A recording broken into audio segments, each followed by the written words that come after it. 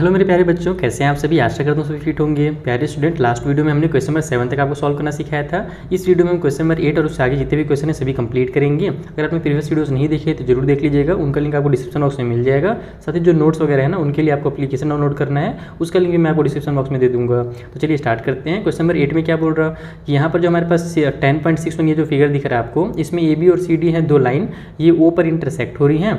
हमको पहले पता करना है वाई की वैल्यू अगर x = 60 डिग्री हो। देखो यहाँ पर दो एंगल आपको दिख रहे हैं, एक ये वाला और ये वाला। इस एंगल का वैल्यू 2x और इसका y दिया हुआ है। हमसे बोल रहा है कि पहले क्वेश्चन में आप y की वैल्यू निकालिए x की वैल्यू 60 पुट करके, और फिर इसी में दूसरा पार्ट भी है। इस बार बोल रहा है कि x की वैल्यू भी निकाल कर दिखाइए अगर y की वैल्यू 40 हो तो, यानी दूसरे वाले पार्ट में हम लोग इसमें 40 पुट करेंगे तो x वैल्यू निकलेगा। तो साफ साफ दिख रहा है, चूंकि हमारे दो लाइन इंटरसेक्ट हो रहे हैं तो इसका मतलब ये एक सीधी लाइन पे दो एंगल बन रहे हैं तो लीनियर पेयर कर रहा है। तो लीनियर पेयर में हमारे पास दोनों एंगल का सम 180 डिग्री होता है और यहाँ से ये सॉल्व हो जाएगा। तो देखो यहाँ पर हम इस तरीके से लिखेंगे कि जो हमारा AOC है, यानी कि ये वाला एंगल AOC और इधर वाला BOC, इन दोनों का जो सम होगा 180 होगा क्योंकि लीनियर पेयर है। AOC की वैल्यू हमें 2x दी हुई है और BOC की वैल्यू हमें पास y दी हुई है। इक्वल को साइड में 180 कर लो। अब यहाँ पर क्या करो, x की वैल्यू 60 पुट कर दो तो 2 × 60 प्लस में y इक्वल को साइड में 180 हो जाएगा। देन 62 जो हमारा 120 होता है, 120 को तो ट्रांसफर कर दो तो y = हो जाएगा 180 और ये 120 इधर प्लस में था तो इधर आकर के 120 माइनस में हो जाएगा। तो y की जो वैल्यू निकल करके आ जाएगी वो 60 डिग्री निकल के आ जाएगी। यानी कि अगर x की वैल्यू हमारी 60 डिग्री है तो उस कंडीशन में y की वैल्यू भी 60 ही होगी। सेकेंड वाले पार्ट में हमसे क्या बोला था कि y की वैल्यू 40 पुट करना, ठीक है, इतना ही बोला था ना, कहाँ गया मेरे पास, हाँ y = 40 बोला था। तो जब हम लोग y = 40 पुट करेंगे तो सेम हमारा इक्वेशन तो वही रहेगा, 2x + y = 180, यही हमारा इक्वेशन रहेगा क्योंकि इन दोनों का सम 180 ही होगा। बस यहाँ पर से हमारा 2x को कुछ नहीं करना है, y के बदले में 40 कर देना है, इक्वल को साइड में 180। तो यहाँ से 2x = हो जाएगा 180 माइनस में 40, देन हमारा 2x = निकल जाएगा 140 डिग्री। यहीं पे सॉल्व करते हैं, ज़्यादा पेज वेस्ट नहीं करना चाहिए कभी भी। तो ये हो जाएगा हमारा, यहाँ पर से हम लोग को x की वैल्यू निकालनी है तो 2 को ट्रांसफर करेंगे तो डिवाइड में आ जाएगा। तो x = हो जाएगा हमारे पास 140 डिवाइड बाई में 2, तो x = निकल गया हमारे पास 70 डिग्री। तो इस तरीके से आपको इन क्वेश्चन को सॉल्व करना था। तो बहुत ही सिंपल क्वेश्चन थे, पिछले वाले आपने इससे मुश्किल क्वेश्चन पहले ही सॉल्व कर रखे हैं। चलिए अगले क्वेश्चन के पास चलते हैं। सो नेक्स्ट क्वेश्चन में हमसे बोल रहा है कि जो फिगर हमारे पास से 10.62 बना हुआ है ये वाला, इसमें ABCDEF जो तीन लाइन है वो इंटरसेक्ट हो रहे हैं O पर। देखो इस तरीके से तीन लाइन इंटरसेक्ट हो रही है इस पॉइंट O पर। हमको बोल रहा है AOC का, COF का, DOE का और BOF का। देखो ये सब कहाँ कहाँ पे बने हैं, यहाँ पर, यहाँ पर, यहाँ पर और यहाँ पर। ये चार एंगल जो खाली आपको दिख रहे हैं ना, यही चारों एंगल का अपने को वैल्यू पूछ रहा है, ठीक है। बाकी दो एंगल का अपने को वैल्यू दे दिया है, बस ये दो का दे दिया, इसका मतलब हमारा पूरा निकल जाएगा, चिंता मत करो। आइए कॉपी बनाते हैं। तो देखो सबसे पहले हम लोग क्या करेंगे, जो वर्टिकली अपोजिट है उसको आसानी से निकाला जा सकता है, तो हम लोग वर्टिकली अपोजिट वाला निकालेंगे। हम लोग लिखेंगे यहाँ पर कि हमारा एंगल AOE जो है, ये वाला एंगल, इसके अपोजिट में हमारे पास BOF है, तो is equal to angle BOF। और दोनों आपस में इक्वल क्यों है भैया, तो दोनों हमारे आपस में वर्टिकली अपोजिट एंगल्स हैं, वर्टिकली अपोजिट एंगल्स। तो इस तरीके से हमने लिख लिया। इसका मतलब ये और ये दोनों कितने डिग्री का होगा, 40 डिग्री का होगा। और ये 40 है तो ये भी हमारा 40 का ही होगा। तो यहाँ पर इसलिए हमारा एंगल BOF जो होगा वो इक्वल टू 40 डिग्री का हो गया। पहला एंगल फट से निकल गया, दूसरा निकालते जाओ। उसी तरीके से अगर ये 35 है तो ये वाला भी इसका वर्टिकली अपोजिट है तो 35 हो जाएगा। वर्टिकली अपोजिट अगर आपको नहीं पता तो पिछला वाला वीडियो देख लीजिएगा, मैंने डिटेल में वहाँ पर एक्सप्लेन किया है। तो हम लोग लिखेंगे BOD जो है हमारा एंगल BOD वो इक्वल है हमारे AOC के, एंगल AOC के। और यहाँ पर भी क्या लिखना है, तो वर्टिकली अपोजिट वाला ही जो ये है ना, इसको आपको यहाँ पे उतार देना है।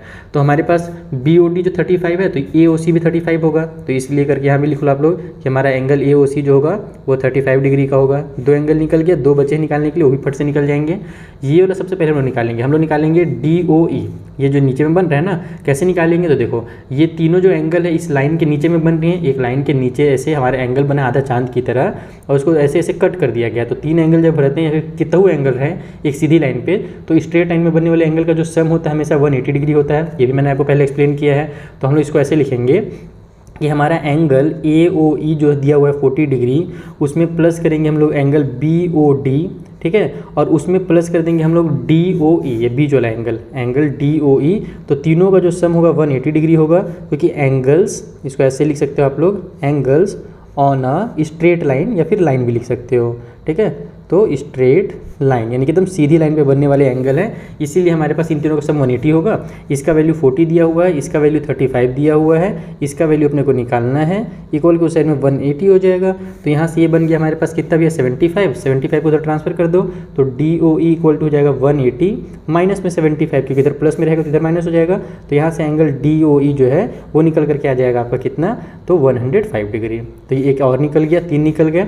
अब इसके ऊपर में जो हमारे पास बचा है COF, ये क्या है, इस वाले DOE का वर्टिकली अपोजिट है। तो हम यहाँ पर फिर से लिख देंगे कि हमारा एंगल COF जो है वो इक्वल है एंगल DOE के, और क्यों इक्वल हो, तो यहाँ पर भी वही चीज़ वर्टिकली अपोजिट एंगल्स हैं।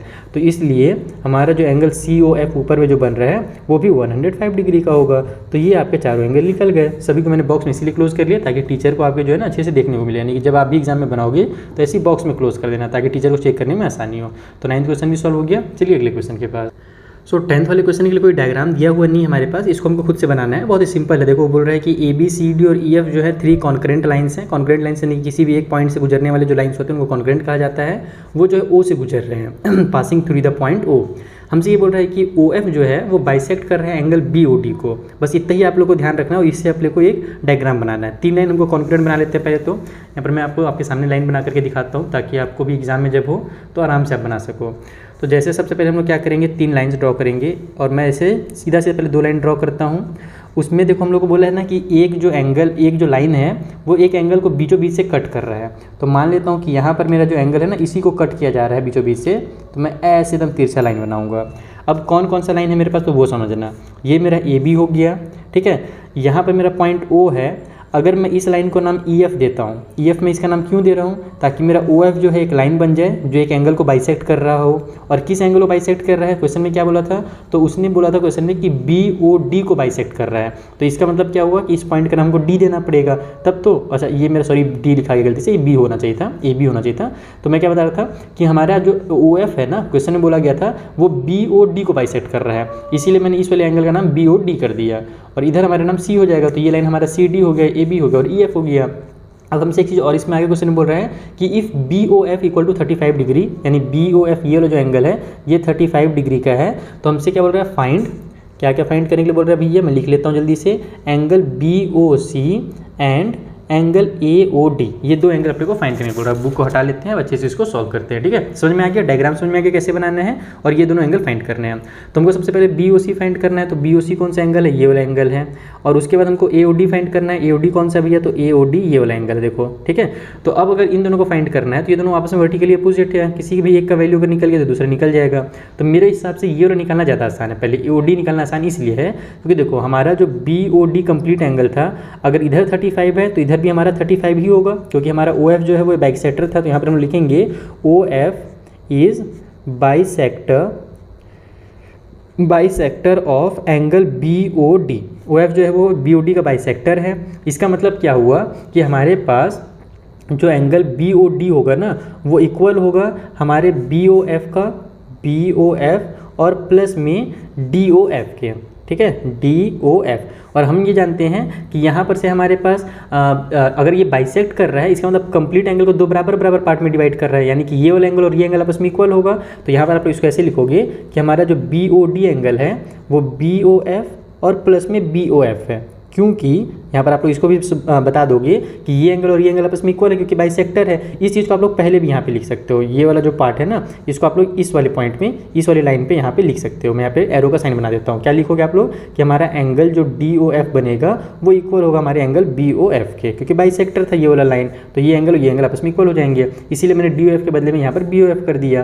तो अब यहाँ से हमारे पास BOF और BOF 35 हो जाएगा। तो इसको आप लोग लिख सकते हो इस तरीके से, BOD इक्वल टू 35 प्लस में 35, और BOD जो है यहाँ से निकल करके आ जाएगा हमारे पास 70 डिग्री। तो हमने पहले BOD इसलिए निकाला, इसका देखो जरूरत नहीं था निकालने का, मतलब जरूरत मतलब कि क्वेश्चन में नहीं बोला था निकालने के लिए, लेकिन हमको जरूरत पड़ रहा है निकालने का। हम लोग अब क्या करेंगे कि अगर इधर वाला हमारा आधा एंगल जो है एकदम यहाँ से यहाँ तक हमारा 70 निकल गया है, तो अब इधर वाला हम लोग आराम से निकाल सकते हैं। कैसे निकाल सकते हैं, क्योंकि हम जानते हैं कि अब ये लीनियर पेयर हो गया हमारे पास, ये BOD और AOD जो है लीनियर पेयर है। तो हम लोग इसको ऐसे लिखेंगे, BOD प्लस में angle AOD equal to 180 degree, क्योंकि हमारे दोनों आपस में लीनियर पेयर हैं। तो लीनियर पेयर, अब यहाँ पर से हमारे पास BOD का वैल्यू हमने 70 निकाल लिया है, AOD का निकल जाएगा फट से, देखो इक्वल टू 180 हो गया। तो अब हम लोग इस 70 को उधर ट्रांसफ़र करेंगे तो AOD जो होगा हमारा हो जाएगा 180 माइनस में 70, इट मीन्स AOD का जो वैल्यू है वो निकल गया 110 डिग्री। तो यहाँ से अगर AOD निकल गया है तो दूसरा वाला भी ऑटोमेटिकली निकल गया, BOC भी जो होगा वर्टिकली अपोजिट है तो वो भी 110 ही होगा। तो यहाँ पर आप लोग लिख दो कि एंगल हमारा BOC जो है वो इक्वल है हमारे एंगल AOD के, और दोनों जो होंगे 110 डिग्री के। मैं क्या कर रहा हूँ यार, ऐसे में क्यों लिख रहा हूँ उल्टा सीधा। तो दोनों 110 डिग्री के होंगे क्योंकि दोनों आपस में वर्टिकली अपोजिट एंगल्स हैं, तो वर्टिकली अपोजिट एंगल्स। तो इस तरीके से हमारा जो क्वेश्चन नंबर 10 है ये भी कंप्लीट होता है। कितना मजेदार क्वेश्चन था। चलिए आगे बढ़ते हैं। अगले क्वेश्चन में बोल रहा है कि ये जो हमारे पास फिगर बना हुआ है इसमें AB और CD लाइन इंटरसेक्ट कर रहे हैं आपस में O पर, अगर AOC और BOE का सम जो है वो 70 डिग्री है। कौन कौन सा एंगल का, ये वाले का और ये वाले का सम 70 डिग्री है। तो BOD जो वैल्यू है ये वाला एंगल ये 40 डिग्री का है, तो find BOE and reflex COE। देखो हमको BOE कहाँ पर बन रहा है भैया, तो BOE ये वाला एंगल फाइंड करना है। देखो हमको ये एंगल दिया नहीं है ना, इन दोनों का सम 70 दिया हुआ है, तो हमको अलग से इसको भी फाइंड करना है। और उसके अलावा यहाँ पर जो COE बन रहा है, ये जो बड़ा सा एंगल आपको दिख रहा है COE, इसका रिफ्लेक्स फाइंड करना है। रिफ्लेक्स क्या होता है अभी तक शायद आपने नहीं पढ़ा होगा, इसे पढ़ा है क्लास 8 में, फिर भी मैं आपको चलिए थोड़ा सा उसका बेसिक समझा दूंगा। पहले हम लोग फाइंड करते हैं इस क्वेश्चन को। तो देखो इस क्वेश्चन को सॉल्व करने के मेरे दिमाग में बहुत सारे तरीके घूम रहे हैं, जैसे कि मैं इसका वैल्यू आपस में कंपेयर करके वर्टिकली अपोजिट करके भी इसका वैल्यू निकाल सकता हूँ, है ना। उसके अलावा ही मैं इसका वैल्यू पहले फाइंड करके इसका वैल्यू निकाल सकता हूँ। तो कई सारे तरीके होते हैं, आपको जो ईजी लगे वो यूज़ कर सकते हो। एग्जाम में जरूरी नहीं कि जो मैं बताऊँ वही यूज़ करो या जो आपकी टीचर बताए वही यूज़ करो। मैथ सॉल्व करने कई मेथड है, जैसे देखो मैं एक मेथड यहाँ पे बताने वाला हूँ। हमको इसका वैल्यू 40 दिया हुआ है, हम दोनों को, है ना, साथ ही इन दोनों का जो सम है वो भी दिया हुआ है। तो मैं पहले क्या करूँगा, ये वाला वैल्यू निकालूंगा, COE का वैल्यू निकालूंगा, ताकि इसका रिफ्लेक्स मुझे पता चल जाए। तो COE का कैसे निकालेंगे वो समझो। हम लोग यहाँ पर जानते हैं कि हमारा AB जो लाइन है उसमें ये तीनों एंगल बन रहे हैं, तो तीनों का सम जो होगा 180 डिग्री होगा।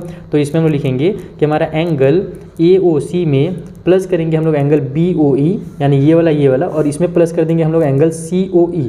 तो इक्वल टू हो जाएगा हमारा 180 डिग्री, क्योंकि यहाँ पर वही चीज़ है, एंगल्स ऑन स्ट्रेट लाइन, एक सीधी लाइन में बनने वाले हमारे एंगल्स हैं, ठीक है। तो अगर ये हमारे पास तीनों का सम 180 निकल रहा है, तो इन दोनों को तो पहले से हमको जो सम है वो 70 दिया हुआ है, तो 70 प्लस में एंगल COE इक्वल टू हो जाएगा हमारे पास 180। तो यहाँ से हमारा एंगल COE जो है वो निकल जाएगा 180 माइनस 70 होकर के, क्योंकि प्लस में तो इधर जाकर के माइनस हो गया।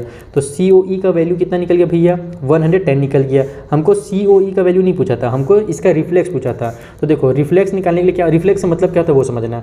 जैसे कि मान लो एक पॉइंट है, ठीक है, यहाँ पर मैं एक लाइन बनाता हूँ, यहाँ पर इस तरीके से एक एंगल बना, ये वाला एंगल बना है ना। तो अब इस एंगल के अपोजिट में जितना भी एंगल होगा उसको इसका रिफ्लेक्स कहते हैं। जैसे फिर एक मैं बनाता हूँ, लाइन फालतू मैंने बना दिया, जैसे इस तरीके से मैंने एक एंगल बनाया, ये मेरा एंगल हो गया।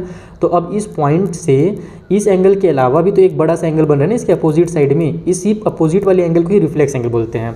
जैसे यहाँ पर COE जो है यहाँ से यहाँ तक बन रहा है, तो अब इस पॉइंट को छोड़ करके इस सेंटर को लो और यहाँ से एक सर्कल ऐसे बनाओ, तो कंप्लीट जो हमारा एंगल बन रहा है ना उसको इसका रिफ्लेक्स कहते हैं। तो अब ये रिफ्लेक्स निकाला कैसे जाता है, इतना सारा एंगल को प्लस प्लस करके निकालेंगे क्या, तो बिल्कुल नहीं। शॉर्टकट तरीका है कि देखो हम जानते हैं एक पॉइंट में जो कंप्लीट सर्कल जैसा एंगल बनता है वो कितना होता है भैया, वो 360 डिग्री का होता है। तो इसमें अगर ये वाला एंगल हमको पता हो, जैसे मान लो बदला दिया गया कि ये एंगल 60 डिग्री का है, टोटल तो हमको पता था 360 का है, और अगर ये 60 का है तो बचा कितना, ये टोटल हमारा 300 बचा ना, तभी तो इसको मिला देंगे तो 360 होगा। तो ये पिछले वाला जो रिफ्लेक्स उसको निकालने का क्या तरीका हो सकता है, हम लोग 360 में से जो भी गिवन एंगल है उसको माइनस कर देंगे, तो हमको रिफ्लेक्स जो है वो पता चल जाता है। तो वैसे यहाँ पर लिखेंगे हम लोग रिफ्लेक्स एंगल COE, है ना। COE का रिफ्लेक्स निकालने के लिए हम लोग 360 में से COE का जो वैल्यू है यानी कि 110 उसको माइनस कर देंगे, तो ये निकल कर के आ जाएगा हमारे पास 250 डिग्री। तो ये हमारा फाइनल आंसर निकला, ये रिफ्लेक्स निकल गया। अब हम लोग को यहाँ पर BOD भी निकालना था ना, तो इसके लिए मैं क्या करूँगा, इस लाइन का यूज़ करूँगा। मेरा COD जो लाइन है सीधा ना, ये वाला लाइन, इसमें मेरा ये एंगल भी बन रहा है, ये एंगल भी बन रहा है और ये एंगल भी बन रहा है। इसका वैल्यू 40 है, इसका वैल्यू हमने देख लिया 110 है, तो इसका वैल्यू ऑटोमेटिकली निकल जाएगा। तो देखो इसको ऐसे बनाएंगे हम लोग। यहाँ पर मैं फिर से लिखता हूँ, अगेन दोबारा से हमारे पास जो एंगल COE है उसमें अगर हम लोग प्लस करें एंगल BOD और उसमें बीच वाला जो एंगल जिसको हम लोग को फाइंड करना है BOE को, तो इन तीनों का सम हमारा 180 डिग्री होगा। वही स्ट्रेट लाइन वाला आप लोग लिख लीजिएगा डिटेल में, मैं इसे बस शॉर्ट ST करके शॉर्ट कर दिया हूँ, डॉट कर दिया हूँ, है ना। यही वाला एंगल जो मैंने यहाँ पे लिखा है इसी को यहाँ पे उतार लीजिएगा। तो हमारा COE का वैल्यू हमने 110 निकाल लिया था, BOD का वैल्यू तो क्वेश्चन में 40 दिया हुआ था, प्लस में हमारे पास एंगल BOE हो जाएगा, इक्वल के उस साइड में हमारे पास 180 डिग्री है, ठीक है, ये इक्वल की साइन है। तो यहाँ से हमारे पास 110 और 40 जो होगा 150 हो जाएगा, उसको ट्रांसफर कर दो, तो एंगल BOE जो है वो इक्वल हो जाएगा 180 माइनस 150 के। तो इट मीन्स एंगल BOE का जो वैल्यू निकल गया वो यहाँ से 30 डिग्री निकल गया। तो इस तरीके से आपको दोनों क्वेश्चंस फाइंड करने थे, पहला ये आंसर हो गया, सेकंड आंसर हो गया। तो कितना सिंपल तरीका था। बाकी आप इसको दूसरे मेथड क्या यूज़ कर सकते थे कि ये वाला हमारा वर्टिकली अपोजिट एंगल्स है, तो इट मीन्स ये दोनों आपस में इक्वल होंगे, तो अगर ये 40 है तो ये भी 40 होगा, और हमसे क्या बोला था इन दोनों का सम 70 है, तो अगर ये 40 निकल गया तो इसका मतलब ये 30 ही होगा, तभी तो इन दोनों का सम हमारे पास कितना होगा 70 होगा ना। आप उसको फिर AOC प्लस में BOE इक्वल टू हमारे पास 70 करके भी बना सकते थे, वहाँ से AOC का वैल्यू पुट करें तो भी BOE का वैल्यू जो है 30 निकल जाता है। तो जो इजी लगे वो मेथड यूज़ कीजिएगा। चलिए हम लोग आगे बढ़ते हैं, बेस्ड ऑन लॉट्स वाले जो क्वेश्चन है, क्वेश्चन 12 और 13 उसे सॉल्व करते हैं। इसका नोट्स आपको मिल ही जाएगा हमारे एप्लीकेशन में, और वीडियो अगर पसंद आ रहा हो तो अपने फ्रेंड से शेयर करना बिल्कुल नहीं भूलना है आपको। सो 12th क्वेश्चन बोला जा रहा है कि prove that the bisector of a pair of vertically opposite angles are in the same straight lines, यानी कि अगर हमारे पास दो वर्टिकली अपोजिट एंगल्स हों तो उनका अगर बाइसेक्टर किया जाए ना, तो वो जो बाइसेक्टर होगा वो क्या होगा कि स्ट्रेट लाइन के द्वारा ही होगा। तो इसको मैं आपको पहले डायग्राम के थ्रू समझाता हूँ, तब आपको और अच्छे समझ में आएगा, फिर कैसे प्रूव करना है वो तो सीख ही जाएंगे आप। तो देखो यहाँ पर मैंने दो वर्टिकली अपोजिट एंगल्स बना लिए हैं, जिसमें से मैं ये एंगल और ये एंगल लूँगा, क्योंकि मुझे बोला ये क्या है क्वेश्चन में ना कि आपको ये प्रूव करना है कि दो वर्टिकली अपोजिट एंगल का जो बाइसेक्टर होता है, बाइसेक्टर मतलब कि जैसे अगर मैं इसको बाइसेक्ट करूँ तो बीचों बीच ऐसे कट करूँगा तो इसको बाइसेक्टर बोलेंगे, और इसको भी कट करूँगा तो ऐसे बीचों बीच से ऐसे कट करूँगा। तो हमसे ये बोल रहे हैं ना कि जो वर्टिकली अपोजिट एंगल के जो बाइसेक्टर्स होंगे वो क्या होंगे कि स्ट्रेट लाइन होंगे, यानी कि ये वाला जो मेरा लाइन है इसको हमको स्ट्रेट लाइन प्रूव करना है, यही अपने को यहाँ पर शो करना है। तो उसके लिए हम लोग को कुछ इन एंगल्स का नाम वाम देना पड़ेगा, तब तो काम बनेगा। जैसे कि मैं इसका नाम दे देता हूँ A, इस पॉइंट का नाम मैं O दे देता हूँ जहाँ पर इंटरसेक्ट हो रहा है, और इसका नाम मैं B दे देता हूँ, ठीक है। ये वाला एंगल का नाम मैं C रख देता हूँ, इसका नाम मैं D रख देता हूँ, इसका नाम मैं E रख देता हूँ इधर से, और इसका नाम मैं F रख देता हूँ, ठीक है। अब मुझे क्या करना है कि AOB को स्ट्रेट लाइन प्रूव करना है। तो किसी भी लाइन को स्ट्रेट लाइन प्रूव करने के लिए क्या करना पड़ता है, उसके ऊपर जो एंगल बन रहा है ना, ये कंप्लीट एंगल इस तरीके से इसको 180 डिग्री प्रूव करना पड़ता है। तो अगर हम लोग ये वाला AOE को मतलब यहाँ से यहाँ ये वाला मेरा पार्ट हो गया, ये पार्ट हो गया और ये पार्ट हो गया, यानी कि अगर इसको मैं पॉइंट का नाम दूँ तो कंप्लीट जो हमारा एंगल बन रहा है इसको अगर मैं 180 डिग्री अगर प्रूव कर देता हूँ तो इसका मतलब मेरा AOB जो होगा वो एक स्ट्रेट लाइन प्रूफ हो जाएगा, और यही अपने को यहाँ पर प्रूफ करना है, ठीक है। तो मैं कैसे कर सकता हूँ भैया, इसको सोचने दो थोड़ा जल्दी जल्दी। तो सबसे पहले हम लोग क्या कर सकते हैं कि हमारे पास ये जो है एंगल बाइसेक्टर है, यानी कि ये एंगल और ये एंगल जो होंगे वर्टिकली अपोजिट एंगल्स जो होंगे, इनका जो एंगल बाइसेक्टर होगा वो भी इक्वल होगा। तो पहले तो मैं ये लिखता हूँ कि हमारा एंगल हमसे क्या बोला था कि ये वाला और ये वाला वर्टिकली अपोजिट है, तो इसका नाम, ये कंप्लीट एंगल का नाम क्या होगा, COF होगा, और इसका EOD होगा। तो हम लोग लिखते हैं COF जो है वो इक्वल है एंगल EOD के, और दोनों इक्वल क्यों हैं, क्योंकि दोनों आपस में वर्टिकली अपोजिट हमने लिए थे। तो वर्टिकली अपोजिट एंगल्स इतना लिख लेना, ठीक है। अब क्या हो सकता है इसमें, तो हमारे पास बाइसेक्टर का भी वर्क हुआ है, तो हम लोग क्या करेंगे, बाइसेक्टर को लिखेंगे, यानी कि हमारे पास जो ये एंगल बना हुआ है और ये जो एंगल बना हुआ है ये दोनों आपस में क्या होंगे, ये दोनों एंगल आपस में इक्वल होंगे। तो हम लोग लिखेंगे कि COF के जो पार्ट है, हमारा जो एंगल COF का जो पार्ट है, COF किससे किससे मिल करके बना है, तो COF हमारा AOC से और AOF से मिल करके बना है। ये वाला एंगल का नाम AOC रख दो और इसका AOF रख दो। तो हम यहाँ पर लिखेंगे कि ये AOC से बना हुआ है और प्लस में हमारे एंगल AOF से मिल करके बना हुआ है। इतना इसमें कुछ लिखने की जरूरत है नहीं। अब हम लोग क्या कर सकते हैं कि हमारा जो हमको देखो मेन क्या करना है काम, कि ये जो ऊपर में एंगल्स बन रहे हैं इसको हम लोग को ध्यान में रखना है, 180 लेकर के आना। आप नीचे भी ला सकते हो, लेकिन नीचे उल्टा हो जाता है, तो ज़्यादातर कोशिश करते हैं टीचर से ऊपर ही समझाता है कि साफ साफ सीधा सीधा बच्चों को दिख जाए। तो मुझे अब AOC का ही यूज़ करना है। तो मैं क्या जानता हूँ कि ये दोनों तो आपस में इक्वल हैं, क्योंकि आपस में क्या था, ये बाइसेक्टर था ना, ये जो लाइन है ये बाइसेक्टर है, इसीलिए ये दोनों आपस में इक्वल हैं। तो इट मीन्स मैं AOF के बदले में भी AOC लिख सकता हूँ। तो मैं इसको ऐसे लिखूंगा कि हमारा जो एंगल COF है वो इक्वल है या फिर इसको एक बार पहले लिख ही लेते हैं अपन AOC और प्लस में इसके बदले में भी एंगल AOC के, और इसको आप लोग यहाँ पे बता भी दोगे कि हमारा एंगल AOC जो है वो इक्वल है हमारे एंगल AOF के। और क्यों इक्वल है? क्योंकि ये हमारा बाइसेक्टर लाइन था। आप लोग चाहो तो ये भी लिख सकते हो कि AO ये वाला जो लाइन है इस बाइसेक्टर ऑफ COF। ऐसे भी आप डिटेल में लिख सकते हो, टीचर बोलेंगे नहीं डिटेल में हर चीज़ को शो करना है तो आप लोग वहाँ पे लिख देना कि हमारा ये इक्वल क्यों हो रहा है। ठीक है, अब हम लोग आगे बढ़ते हैं कि हमारे पास ये इक्वल हो गया। अब हमारे पास अगर COF ये इसके बराबर है तो हम लोग इसे ऐसे लिख सकते हैं COF equal to 2 angle AOC। ठीक है, इन दोनों का जो सम होगा वो 2 हो जाएगा। इसको भी आप इतने ही रहने दो क्योंकि इससे आगे तभी ये सॉल्व हो नहीं रहा है। अब हम लोग इधर वाले एंगल के पास आते हैं। यहाँ पर भी हम लोग वही काम करेंगे कि जो हमारा EOD है, हमारा एंगल EOD वो 2 एंगल से बन रहा है, ये वाले और ये वाले से। पहले वाले का नाम मैं BOE रख देता हूँ और नीचे वाले का नाम BOD रख देता हूँ। तो यहाँ एंगल BOE प्लस में एंगल BOD ये 2 एंगल से मिलकर के बन रहा है। तो हमारा एंगल EOD जो होगा इक्वल हो जाएगा अच्छा एक सेकेंड, BOD लिखना था मुझे इस बार। यहाँ पर हमारे पास ये BOD है, लेकिन हाँ BOE लास्ट में तो लिखना ही पड़ेगा। इसको भी आप लोग ऐसे ही करोगे जैसे पहले किए थे कि हमारा एंगल BOE और प्लस में हमारा एंगल BOE हो जाएगा, क्योंकि ये और ये आपस में इक्वल है, ये दोनों एंगल आपस में इक्वल है। इसमें भी आप लोग यहाँ पे साइड में लिख देना कि हमारा एंगल BOD जो है वो इक्वल है BOE के, इसीलिए हमने यहाँ पर BOD के बदले BOE लिख दिया। और क्यों है? क्योंकि हमारे पास वही है। फिर से मैं इस बार लिख ही देता हूँ, पिछली बार मैंने नहीं लिखा था क्योंकि जगह कम था। यहाँ पर मैं लिख देता हूँ कि BO is bisector of angle EOD। ये एंगल EOD का बाइसेक्टर है, इसीलिए ये दोनों जो एंगल आपस में इक्वल है। तो ऐसी चीज़ आप यहाँ पर भी लिख सकते हो, छोटा सा स्टेटमेंट। तो अब यहाँ से हमारे पास एंगल EOD का जो वैल्यू है वो कितना निकल जाएगा भैया? तो वो निकल जाएगा हमारा 2 एंगल BOA। अब इसको इतना ही रहने देते हैं फिलहाल के लिए। अब यहाँ पर हम लोग क्या कर सकते हैं और अब यहाँ पे हम लोग ये ले सकते हैं कि ये एंगल और ये एंगल वर्टिकली अपोजिट है। एक सेकंड रुक जाओ। अगर मैं यहाँ से इसको मुझे 180 लाना है ना, तो 2 BOE ये हो गया, ये BOE हो गया। इन दोनों को अगर मैं इक्वल प्रूव कर देता हूँ यहाँ पर, जो कि इक्वल तो है ही, वर्टिकली अपोजिट है, तो वहाँ से मेरा ये एंगल कंप्लीट हो सकता है क्या? बिल्कुल हो सकता है। चलिए हम लोग इसको प्रूव करते हैं। COE जो है वो वर्टिकली अपोजिट एंगल है DOF के। यहाँ पर आप लिखो कि now angle COE is equal to हमारे एंगल DOF, और दोनों आपस में इक्वल क्यों है? क्योंकि दोनों आपस में वर्टिकली अपोजिट एंगल्स हैं। तो अब यहाँ से देखो क्या होने वाला है, मैजिक होगा छोटा सा। अब हम लोग क्या करने वाले हैं कि सभी एंगल को यहाँ पर सम कर देते हैं। हम लोग जानते हैं कि एक पॉइंट के चारों तरफ जो सर्कल वाला एंगल बनता है वो टोटल 360 डिग्री का होता है, जैसे कि मैंने आपको पहले भी समझाया कई बार।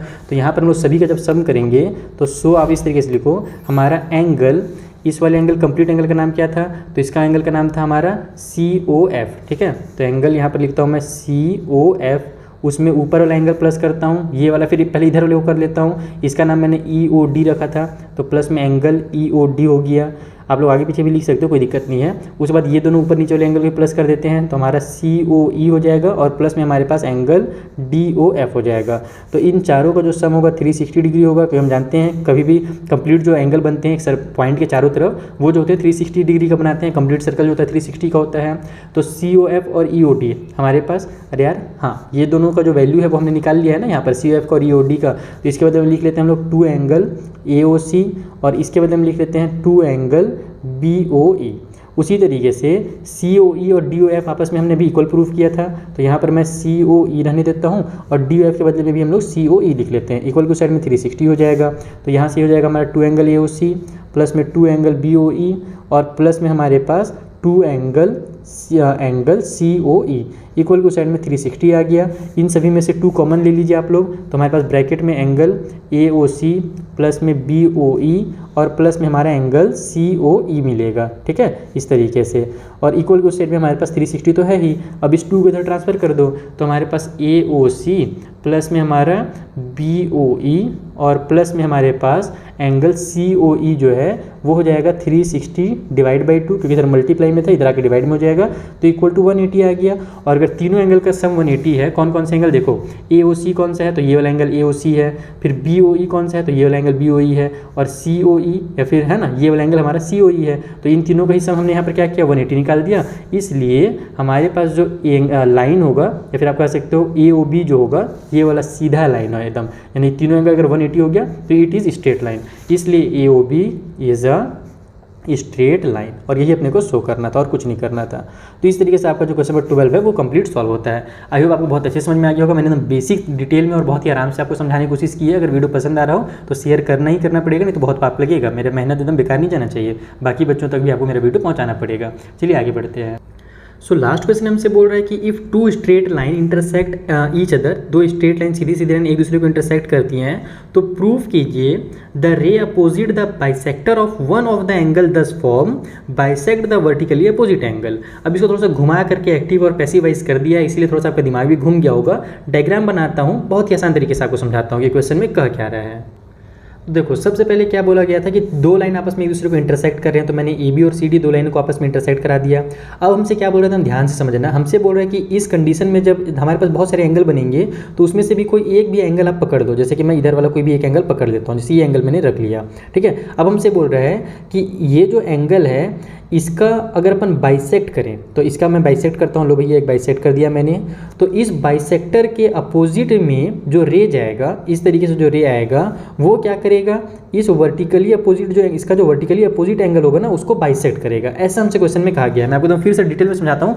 हम लोग को ना इस चीज़ को बाद में पढ़ना है। हमको जो बोला गया है, prove that the ray opposite to bisector of one of the angle thus form bisect the vertically opposite angle, तो आप इसको पहले पढ़ो। हमसे क्या बोल रहा है कि एंगल दस फॉर्म, एंगल जो एक बनेगा, तो मैंने उधर वाला जो साइड वाला एंगल ऊपर वाला लिया था वो एंगल हमारा बन रहा है।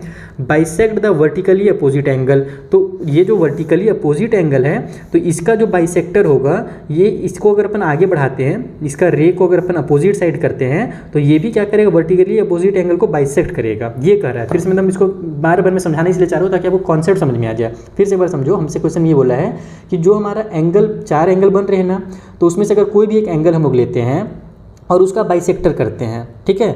तो अब जब हमने बाइसेक्टर कर दिया तो बाइसेक्टर को अगर अपन अपोजिट साइड में बढ़ाते हैं, बाइसेक्टर को अपन अपोजिट में अगर बढ़ा रहे हैं तो वर्टिकली जो ये एंगल बना था उसका वर्टिकली अपोजिट जो एंगल होगा, तो ये जो हमने बढ़ाया है ना, ये वर्टिकली अपोजिट एंगल को भी बाइसेक्ट करेगा। हमको यही प्रूव करना है। ये बाइसेक्टर ही ऑटोमेटिकली प्रूव है। क्वेश्चन हमसे बोला है कि एक जो एंगल हमने बाइसेक्ट कर दिया है, हमको इस वाले को बाइसेक्टर प्रूव करना है। तो जैसे कि मैं इसका नाम रख देता हूँ यहाँ पर ई, और इस वाले पॉइंट का नाम रख देता हूँ मैं एफ। ये हमारे पॉइंट ओ में इंटरसेक्ट हो रहे हैं, ठीक है। आप इसको लिख भी सकते हो इस तरीके से कि ए बी लेट करके, let A B and C D bisect, है ना, बाइसेक्ट एट ओ। इस तरीके से लिख लिया हमारे पास। O E is bisector, O E is bisector of angle A O D. ये हमारा ए ओ डी का बाइसेक्टर हमने ले लिया है। इतना जी तो हमको अकॉर्डिंग टू क्वेश्चन में कर लिया। अब हम लोग लिखते हैं कि ये जो हमारा ओ जो है अपोजिट रे है ना, O F is opposite ray. ये जो है हमारे पास अपोजिट रे है। इतना समझ में आ गया। अब हमको इसी को क्या करना है, आपस में ये प्रूफ करना है कि जो मेरा सी ओ डी है ना, तो ये वाला पार्ट और ये पार्ट आपस में इक्वल है। ये हमारा बाइसेक्टर कब प्रूफ होगा, ओ एफ का बाइसेक्टर का मतलब ही क्या होता है कि कंप्लीट एंगल को दो बराबर बराबर पार्ट में डिवाइड करना होता है। तो अगर हमने सी ओ एफ को और बी ओ एफ को, ये दोनों को आपस में इक्वल प्रूफ कर दिया, तो इट मीन्स हमारा जो ओ एफ होगा वो क्या होगा, बाइसेक्टर हो जाएगा। तो अब हम लोग इसको कैसे करेंगे वो समझो। हम लोग यहाँ पे लिखेंगे कि हमारा ए ओ ई ये वाला एंगल और बी ओ एफ ये वाला एंगल, ये दोनों आपस में क्या है, वर्टिकली अपोजिट है, तो आपस में इक्वल होंगे। तो लिखो यहाँ पर angle A O E is equal to angle B O F. दोनों आपस में इक्वल हैं क्योंकि दोनों आपस में वर्टिकली अपोजिट एंगल्स हैं। तो यहाँ पर वर्टिकली अपोजिट एंगल्स इस तरीके से लिख लिया। उसी तरीके से ये दोनों इक्वल है तो उसी तरीके से ये पार्ट भी हमारा आपस में इक्वल होगा। हमारा जो डी ओ ई है और हमारा सी ओ एफ है, ये दोनों भी तो आपस में वर्टिकली अपोजिट एंगल्स हैं। तो यहाँ पर लिखो हम लोग angle D O E is equal to angle C O F. और ये भी हमारे क्यों इक्वल हुए, तो क्योंकि हमारे वर्टिकली अपोजिट एंगल्स हैं। इसको हम लोग यहाँ पर देखो, अगर हमारे पास इसको इक्वेशन 1 ले लें, इसको हम लोग इक्वेशन में 2 ले लेते हैं, तो यहाँ पर हमारा ए ओ ई और डी ओ ई हमारे पास कौन सा बना रहा है, तो ए ओ ई और डी ओ ई मिल करके हमारे पास कंप्लीट ए ओ डी बना रहा है। उसी तरीके से हमारा बी ओ एफ ये वाला एंगल और सी ओ एफ जो है मिल करके कौन सा एंगल बना रहा है भैया, तो ये दोनों आपस में मिल करके बना रहे हैं हमारा कंप्लीट सी ओ बी को, या फिर बी ओ सी कह सकते हो इसका नाम। तो इसमें अब आप लोग को इन दोनों को इक्वल प्रूफ करने के लिए क्या करना है, इस तरीके से लिख लेना है कि वी नो, हम जानते हैं हमारा एंगल ए ओ ई जो है वो इक्वल है हमारे एंगल डी ओ ई के। क्यों इक्वल था, क्योंकि हमारा ओ ई जो था वो बाइसेक्टर था, तो ओ ई इज बाइसेक्टर, इसीलिए ये आपस में क्या थे, इक्वल थे। तो अगर ये दोनों इक्वल है, लेफ्ट वाला अगर इक्वल है तो राइट वाला पार्ट भी क्या होगा, आपस में इक्वल ही होगा। तो हम यहाँ पे लिखेंगे फ्रॉम इक्वेशन 1 एंड 2। 1 और 2 से हमको ये पता चल गया कि अगर ये दोनों आपस में इक्वल हैं तो ये दोनों भी इक्वल ही होंगे, कि हमारे पास एंगल BOF जो होगा वो इक्वल होगा हमारे एंगल COF के। और BOF कौन सा एंगल, ये वाला एंगल, और COF यानी कि ये वाला एंगल। तो अगर ये दोनों आपस में इक्वल हो गए यहाँ पर, तो इट मीन्स इसका मतलब ये हुआ कि हमारा जो OF है वो बाइसेक्टर है। तो OF इज बाइसेक्टर, ठीक है। और किसका बाइसेक्टर है, तो ऑफ एंगल BOC का, इस वाले एंगल का बाइसेक्टर है, जो कि एक एंगल जो बना था उसके अपोजिट वाला एंगल के। तो इस तरीके से आपको इस क्वेश्चन को सॉल्व करना था। बस OF को हमको बाइसेक्टर ही प्रूव करना था और कुछ नहीं था इसमें। बाकी अगर आपको कुछ भी डाउट हो तो इंस्टाग्राम टेलीग्राम के थ्रू पूछिएगा। मिलते हैं हम लोग नेक्स्ट वाले वीडियो में, तब तक के लिए थैंक यू फॉर वॉचिंग। इसका नोट्स वगैरह आपको पता ही है कहाँ पर मिलने वाला है। चलिए मिलेंगे नेक्स्ट वीडियो में।